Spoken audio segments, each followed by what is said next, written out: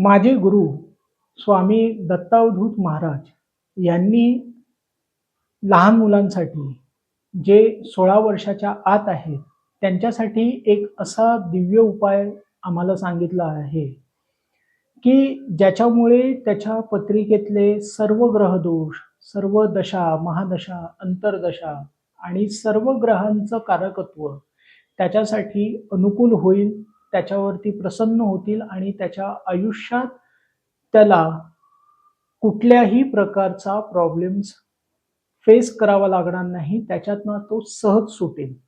त्यासाठी काय करायचं आहे, की जी लहान मुलं आहेत 16 वर्षाच्या आतली, त्यांनी नवग्रह स्तोत्र हे 27,000 वेळा वाचून काढायचं आहे.